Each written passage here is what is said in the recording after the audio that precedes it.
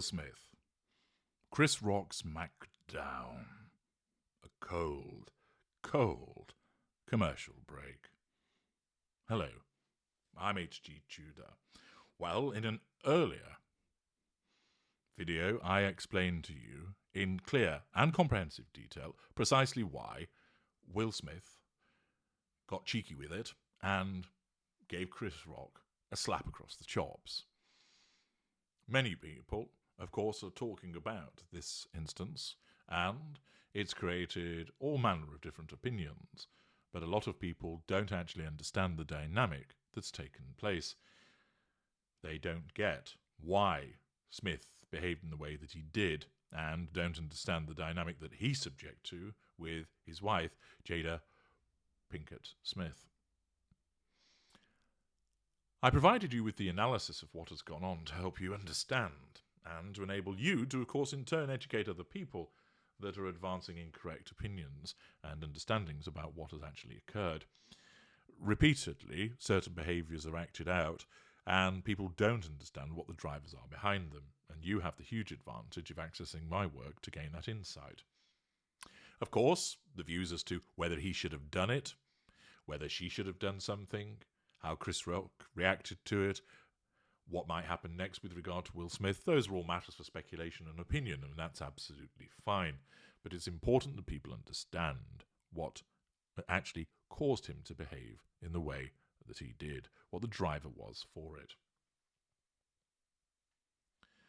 This whole episode, however, provides us with a further opportunity to analyse other actions that took place in and around the famous Smackdown, and also, of course, to analyse the dynamic between Will Smith and his wife. Much has been made about the supposed infidelities that have taken place, the concept of a supposedly open marriage. People have commented about how Will Smith tries to keep this private, whereas his wife repeatedly appears to humiliate him by making reference to activity that has taken place with other men. There are, of course, other reasons why Jada Pinkett Smith behaved in the way that she did. Some of you, I notice, keen students that you are of my work, correctly identified what else would be driving her behaviour to cause Will Smith to behave in the way that he did. And I'll be touching on that in separate work. But another aspect that's worth considering concerns more or less the immediate aftermath of Will Smith's action against Chris Rock. As you know, from my earlier video, I have explained that he experienced, as a consequence of a number of factors, chief amongst which was the behaviour of his wife towards him, an erosion of his emotional empathy.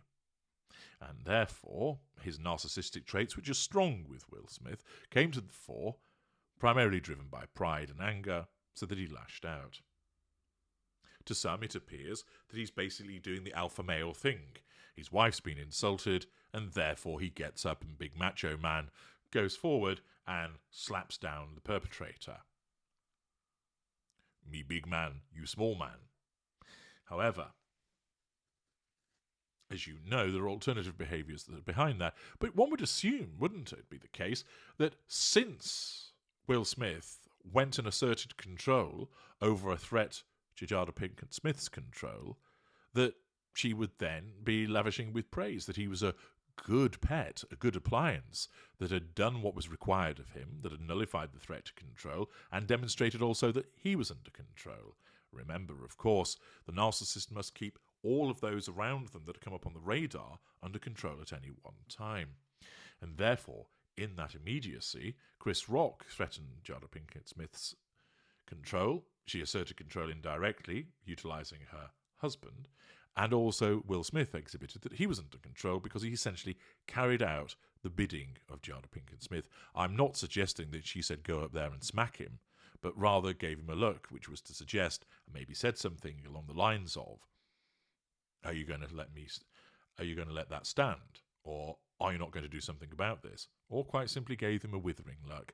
And I note that in the comment section, many of you recognise such behaviour and that it resonated with you, that you were driven to behave in a way that you ordinarily wouldn't do because of fear of what the narcissist would do next if you didn't comply. So she achieves that control. So you might think that Smith's now painted white, and therefore it's all shits and giggles back sat at the seats. But what is interesting is that footage has emerged, and you may well have seen it, during the commercial break that took place shortly thereafter. And as a consequence of that, the footage, which seems to be taken from a balcony quite high up, shows Will Smith stood to one side, being consoled by Denzel Washington and Tyler Perry. The trio could be seen talking just in front of the main stage during an advertisement break, with Washington and Perry putting their hands on his shoulders. They talk to him, appear to be reassuring him. Apparently, Denzel Washington made a comment along the lines of, when you're at the top of your game, or when you're embracing success, that's when the devil comes for you, or words to that effect. I know that wasn't the exact words, but yeah, thanks for that, Denzel. We'll put that to one side. But the point is, notice that it's two probable friends of Smith coming to console him. Where's his wife? He's just done her essential bidding, has asserted control on her behalf, but she's absent. Maybe she's gone for a drink. Maybe she's gone to use the bathroom. No, she's actually still sat in her seat. Might she have already praised him? It's possible. But from other eyewitness accounts, she was just to one side with a glacial look upon her face. Yes, he's given her that sense of control, but it isn't such that he's there to be given a little doggy treat and told well done.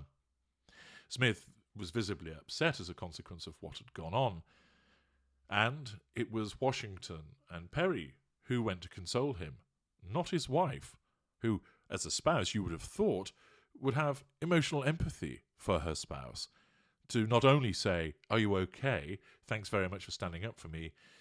I know people are going to criticize you, but you did the right thing, you know." No, she didn't bother. She left it to others, demonstrating an absence of emotional empathy. Smith then starts walking back towards his seating, and it's Bradley Cooper who comes forward this time, perhaps offering to sing him a song from Star is Born to make him feel better, but again stands and talks to him and seeks to reassure him. His wife is absent once again. It's a cold reaction from Jada Pinkett Smith. She offers him no praise, no warmth, no comfort, all commensurate with the behaviour of a narcissist, distant, cold, unfeeling. What is interesting, of course, that her narcissism didn't take her in the direction of suggesting any kind of facade.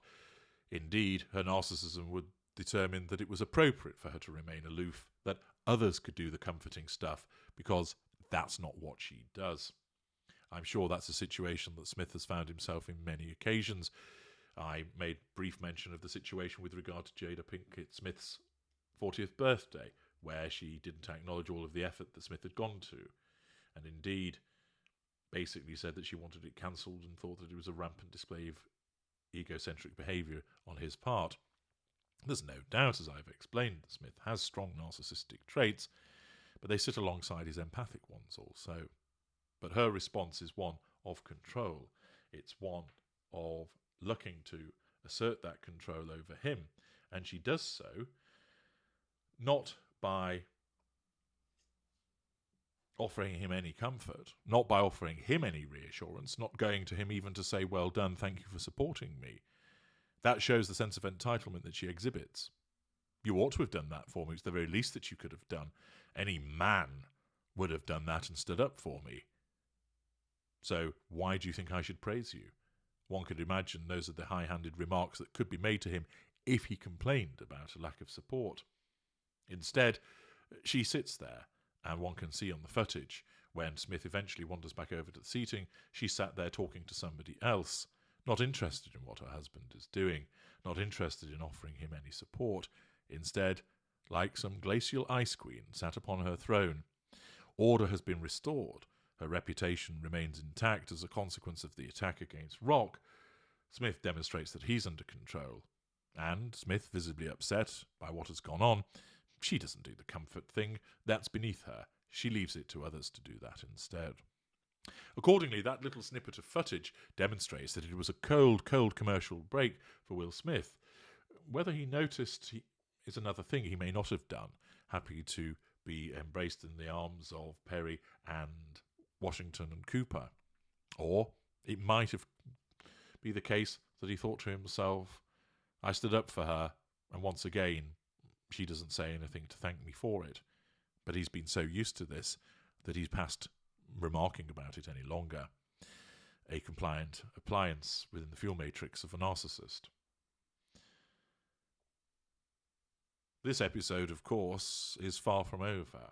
There will be much speculation about what will happen next, but I'm going to utilise this as the spark to utilise, or rather, I'm going to utilise this as the spark to move into areas to examine what Will Smith is, what Jada Pinkett Smith is, and the nature of their interactions, to help you understand more about the dynamic of a narcissist and other people around them, so that you are able to understand why the behaviours have occurred between the two of them, and to make sense of what unfolds in the days ahead, so that you're ahead of the game, that you're informed, and you realise it's that particular dynamic and behaviours that are driving it, and not the things that people erroneously talk about. Thank you very much for all of your comments in the previous video. Very interesting to see your observations. Do keep them coming, and as ever, please ensure that you like this video and share it as widely as you can. I'm H.G. Tudor. Thank you for listening.